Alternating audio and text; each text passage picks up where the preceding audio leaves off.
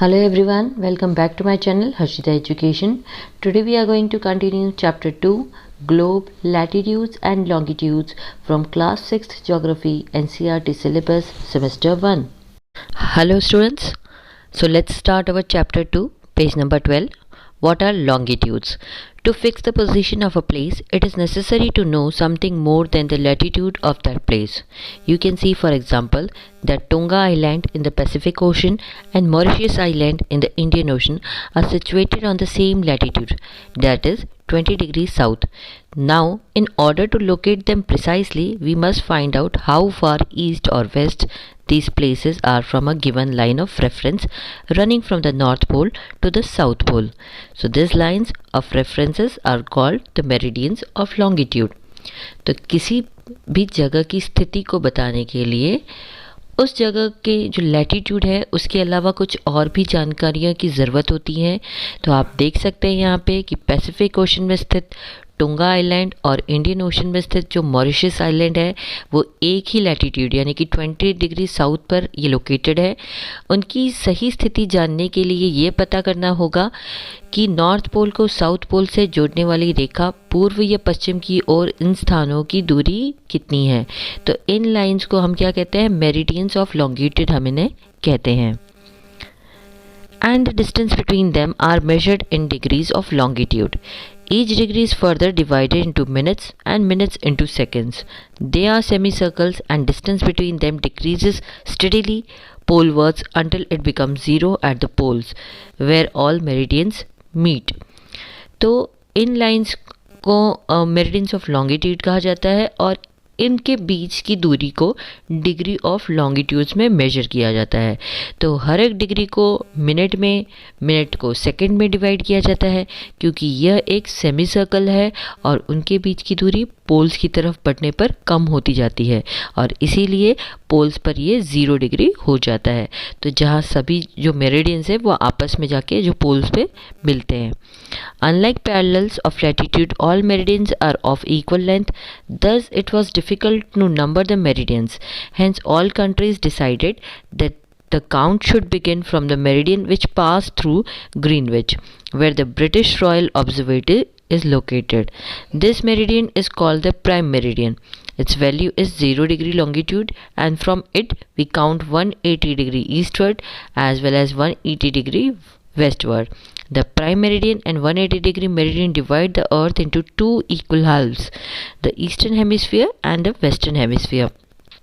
Therefore, the longitude of a place is followed by the letter E for the east and W for the west. It is however interesting to note that 180 degree east and 180 degree west meridians are on same line.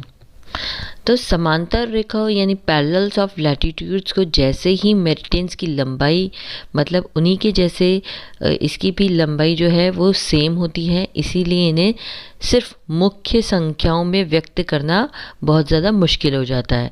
तब सभी देशों ने ये decide किया कि Greenwich जहाँ पर British royal observatory located है, जहाँ से ये लाइन गुजरती है, इसलिए इस मेरिडियन को प्राइम मेरिडियन कहा जाता है। इसकी वैल्यू 0 डिग्री लॉन्गिट्यूड है और यहाँ से हम 180 डिग्री ईस्ट और 180 डिग्री वेस्ट तक इसको हम काउंट करते हैं। तो प्राइम मेरिडियन और 180 डिग्री मेरिडियन मिलकर पृथ्वी को 2 बराबर भागों में डिवाइड करते हैं। एक तो हो गया ईस्टर्न हेमिस्फीयर और दूसरा हो गया वेस्टर्न। तो ईस्टर्न हेमिस्फीयर जो ईस्ट साइड पे आता है और वेस्टर्न हेमिस्फीयर जो वेस्ट साइड पे आता है। तो इसीलिए किसी जगह की लॉन्गिट्यूड्स के आगे ई लेटर तब लिखा जाता है जब वो ईस्ट हेमिस्फीयर में है और डब्ल्यू लेटर तब लिखा जाता है जब वो वेस्ट हेमिस्फीयर में है। तो ये जानना बहुत ही इंटरेस्टिंग होगा आपके लिए कि जो 180 डिग्री ईस्ट है और जो 180 डिग्री वेस्ट है वो मेरिडियंस दोनों एक ही लाइन पर लोकेटेड है। Now look at the grid of the parallels of latitude and meridians of longitudes on the globe so that you can see in figure 2.6. You can locate any point on the globe very easily if you know its latitude and longitude. For example, Dhubri in Assam is situated at 26 degree north latitude and 90 degree east longitude. Now find out the point where these two lines cut each other. That point will be the location of Dhubri. तब globe पर parallels को latitude और meridian of longitudes के द्वारा बने इस grid को आप देख सकते हैं, जो आप 2.6 फिगर में देख सकते हैं। अगर आपको किसी जगह की लैटीट्यूड और लॉन्गिट्यूड की सही जानकारी हो तो ग्लोब पर आप उस जगह को बहुत ही आसानी से आप उसका पता लगा सकते हैं। तो यहाँ पे हमको बताया है, एग्जांपल दिया है कि असम में जो धुबरी है तो वो 26 डिग्री नॉर्थ लैटीट्यूड और 90 डिग्री ईस्ट लॉन्गिट्यूड पर लोकेटेड है। अब इस पॉइंट को देखें जहाँ ये दोनों रेखाएं एक दूसरे को काट रही हैं, यानी कि इंटरसेक्ट कर रही हैं। तो ये जो पॉइंट है ये धुबरी की सही लोकेशन आपको एकदम बताएगा। To understand this clearly, draw equidistant vertical and horizontal lines on a paper that you can see in figure 2.7. Label the vertical rows with numbers and horizontal rows with letters. Draw some small circles randomly on points where these horizontal and vertical lines intersect each other.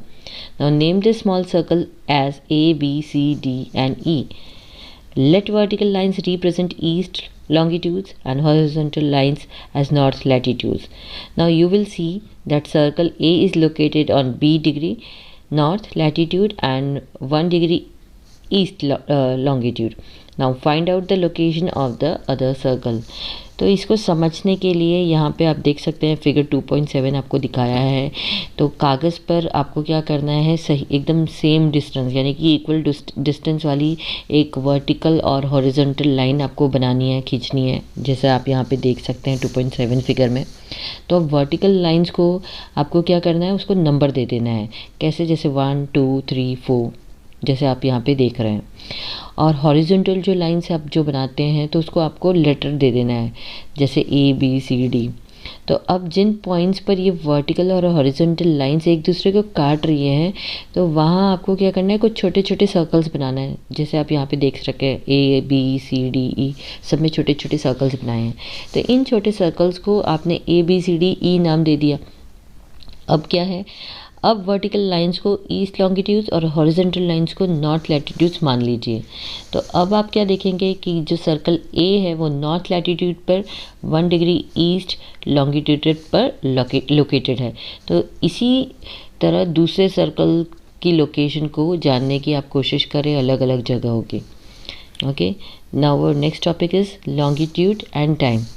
The best means of measuring time is by the movement of the earth, the moon and the planets. The sun regularly rises and sets every day, and naturally it is the best timekeeper throughout the world. Local time can be reckoned by the shadow cast by the sun, which is the shortest at noon and the longest at sunrise and sunset. तो समय को यानी कि time को major करने का सबसे अच्छा तरीका जो है वो है हमारी अर्थ, चांद और जो प्लैनेट्स है उन सब की स्पीड। तो सूर्योदय और सूर्यास्त हर रोज़ होता है, अतः ये बहुत ही स्वाभाविक है कि पूरे संसार में जो समय निर्धारण का सबसे अच्छा साधन ये सारी चीज़ें हैं। तो लोकल टाइम का अनुमान सूरज के द्वारा बनने वाली जो छाया पड़ती है यानी कि जो परछाई है उससे लगाया जा सकता है, जो दोपहर में सबसे छोटी होती है और सूर्योदय और सूर्यास्त के समय सबसे लंबी हो जाती है। When the prime meridian of Greenwich has the sun at the highest point in the sky, all the places along this meridian will have midday और noon. तो ग्रीनविच पर स्थित प्राइम मेरिडियन पर सूर्य जिस समय आकाश के सबसे ऊंचे बिंदु पर होगा तो उस समय मेरिडियन पर स्थित सभी जगहों पर दोपहर होगी। As the earth rotates from west to east, those places east of Greenwich will be ahead of Greenwich time and those of the west will be behind it. So you can see that in figure 2.8. So चूँकि पृथ्वी पश्चिम से पूर्व की ओर चक्कर लगाती है अतः वे स्थान जो ग्रीनविच के ईस्ट में है उनका समय ग्रीनविच समय से आगे होगा और जो पश्चिम में है उनका समय ग्रीनविच से पीछे होगा। तो जो आप फिगर 2.8 में देख सकते हैं। The rate of difference can be calculated as follows. The earth rotates 360 degree in about 24 hours, which means 15 degree an hour or 1 degree in 4 minutes.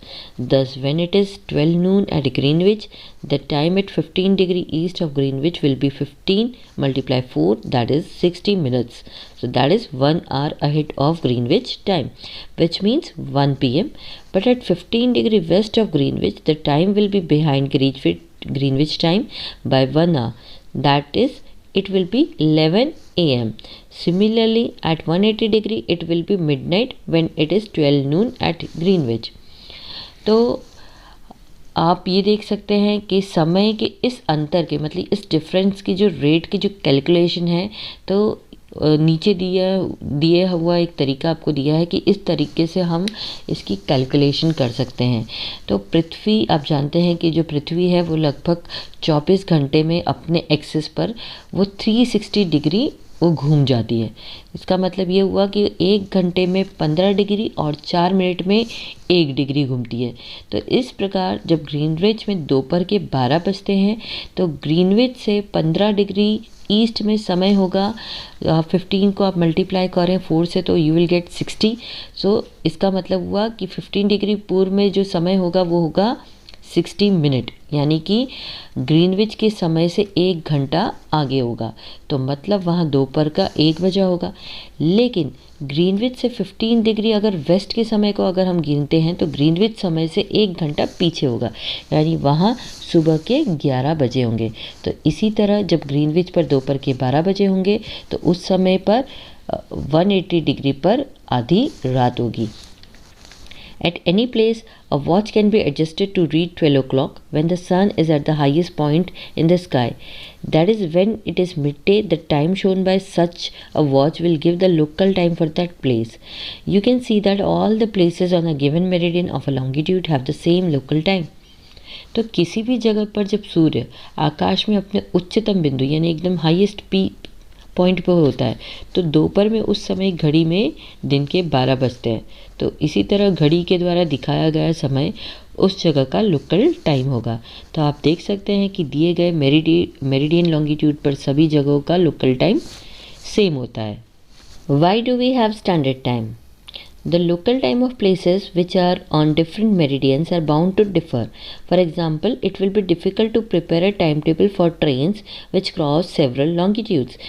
In India, for instance, there will be a difference of about 1 hour and 45 minutes in the local times of Dwarka in Gujarat and Dibrugarh in Assam. So it is therefore necessary to adopt the local time of some central meridian of a country as the standard time for the country. In India, the longitude of 82 degree east, that is 82 degree 30 east, is treated as the standard meridian. The local time at this meridian is taken as the standard time for the whole country. It is known as the Indian Standard Time, that is IST. तो अलग अलग meridians पर located जगहों का local time में काफ़ी ज़्यादा difference होता है। जैसे एग्जांपल के लिए आपको दिया है, बहुत से लॉन्गिट्यूड से होकर गुजरने वाली जो ट्रेन्स है, जो रेलगाड़ियां हैं, उनके लिए जो टाइम टेबल तैयार करना बहुत ज़्यादा मुश्किल हो जाता है। तो भारत में गुजरात का जो द्वारका है और असम का जो डिब्रूगढ़ है, तो यहाँ का जो लोकल टाइम में लगभग 1 घंटा 45 मिनट का डिफरेंस है। तो इसीलिए ये ज़रूरी है कि देश के जो सेंट्रल पार्ट से होकर गुजरने वाली किसी भी मेरिडियन के लोकल टाइम को पूरे देश का स्टैंडर्ड मेरिडियन माना जाता है। तो इस मेरिडियन लाइन को लोकल टाइम को पूरे देश का स्टैंडर्ड टाइम माना जाता है। तो भारत में 82 डिग्री ईस्ट स्टैंडर्ड मेरिडियन माना गया है। इस मेरिडियन के लोकल टाइम को पूरे देश का स्टैंडर्ड टाइम माना जाता है और इस इंडियन स्टैंडर्ड टाइम के नाम से इसको जाना जाता है, यानी कि IST। Now Kabir lives in a small town near Bhopal. He tells his friend Alok that they will not be able to sleep tonight. A day and night cricket match between India and England had started at 2 p.m. in London. So this means that the match would begin at 7:30 p.m. in India and finish well into the night. Now, do you know what is the time difference between India and England? India, located east of Greenwich at 82 degree 30 east, is 5 hours and 30 minutes ahead of GMT. So it will be 7:30 p.m. in India when it is 2 p.m. noon in London. So some countries have a great longitudinal extent and so they have adopted more than one standard time. For example, in Russia, there are as many as 11 standard times. The earth has been divided into 24 time zones of 1 hour each. Each zone thus covers 15 degree of longitude. तो कबीर तो कबीर जो है वो भोपाल के पास एक छोटे से city में वो रहता है। वो अपने जो उसका जो फ्रेंड है एक, जिसका नाम है आलोक, तो उससे वो कहता है कि वे जो लोग हैं आज रात को नहीं सो पाएंगे। तो क्योंकि भारत और इंग्लैंड के बीच जो क्रिकेट मैच है वो लंदन में 2 बजे शुरू होगा। तो भारत के समय अनुसार मैच जो है वो शाम के 7:30 बजे शुरू होगा और देर रात में वो फिनिश होगा। तो क्या आप जानते हैं कि भारत और इंग्लैंड के बीच का जो समय है उसमें क्या डिफरेंस है? तो भारत ग्रीनविच के ईस्ट 82 डिग्री 30 ईस्ट में लोकेटेड है और यहाँ का जो टाइम है वो ग्रीनविच टाइम से 5 घंटा 30 मिनट आगे है। तो इसलिए जब लंदन में दोपहर के 2 बजे होंगे तब भारत में शाम के 7:30 बजे होंगे। तो कुछ देशों का जो देशांतरीय विस्तार है यानी जो लॉन्गिट्यूडिनल है वो अधिक होता है, जिसके कारण वहाँ एक से ज़्यादा स्टैंडर्ड टाइम को अडॉप्ट किया जाता है यानी कि अपनाया जाता है। तो एग्ज़ाम्पल के लिए जो बताया हमको कि जो रशिया में लगभग 11 स्टैंडर्ड टाइम को अपनाया गया है। तो पृथ्वी को एक एक घंटे वाले 24 समय क्षेत्रों में बांटा गया है। तो इस तरह हर एक समय क्षेत्र जो है वो 15 डिग्री लॉन्गिट्यूड तक के क्षेत्र को घेरता है। सो यहाँ पे हमारा चैप्टर फिनिश होता है। I hope you understood the chapter. अगर आपको चैप्टर समझ आया हो, अच्छा लगा हो, तो प्लीज़ सब्सक्राइब करिए मेरा channel Harshita education. Bye bye.